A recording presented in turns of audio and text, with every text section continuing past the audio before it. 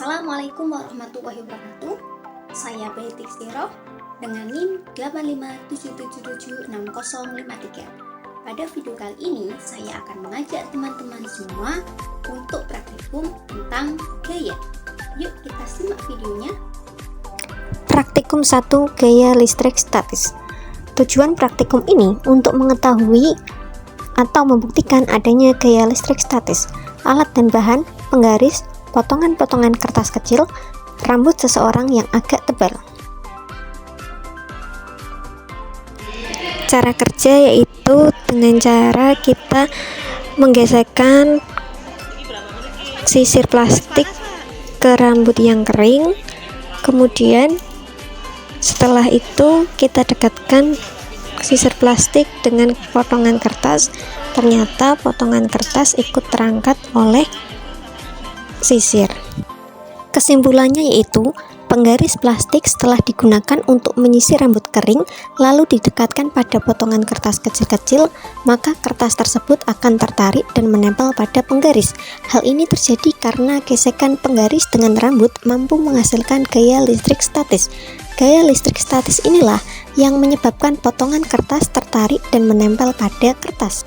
Yang selanjutnya yaitu gaya magnet.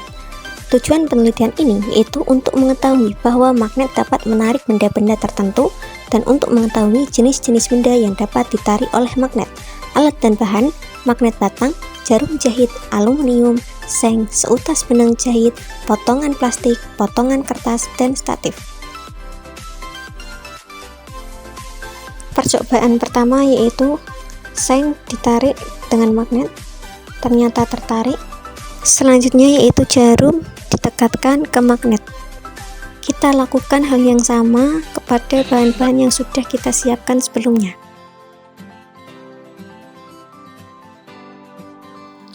Setelah kita melakukan percobaan dan mengetahui hasilnya, maka dapat kita simpulkan bahwa magnet dapat menarik benda-benda tertentu yang terbuat dari besi, nikel, dan kobalt yang disebut dengan magnetik.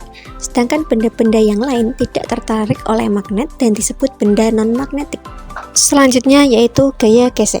Tujuan pengamatan ini untuk mengetahui adanya gaya gesek suatu benda. Alat dan bahan: meja kayu, neraca pegas 1 buah, balok kayu dengan 4 bahan sisi berbeda seperti kayu, plastik, mika, busa, dan kain wol.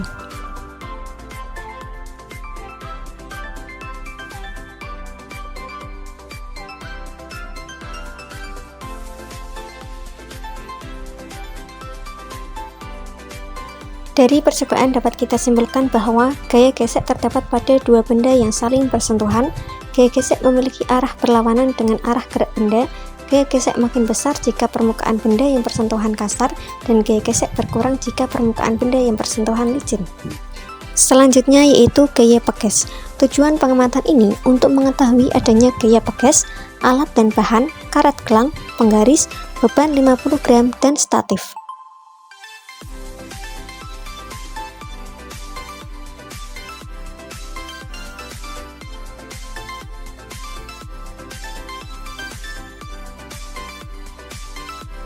Kesimpulannya yaitu pada kegiatan yang menyebabkan benda yang digantung pada karet gelang bila ditarik ke bawah kembali ke atas adalah karena gaya peges. Berdasarkan percobaan yang telah dilakukan, ternyata semakin besar gaya yang bekerja pada suatu peges, maka semakin besar pula pertambahan panjangnya. Yang terakhir yaitu gaya berat. Tujuan pengamatan ini untuk mengetahui adanya gaya berat pada benda untuk bergerak. Alat dan bahan: karet gelang, penggaris, beban yang bermassa 50 gram, 100 gram, 150 gram, 200 gram, dan 250 gram, serta statif.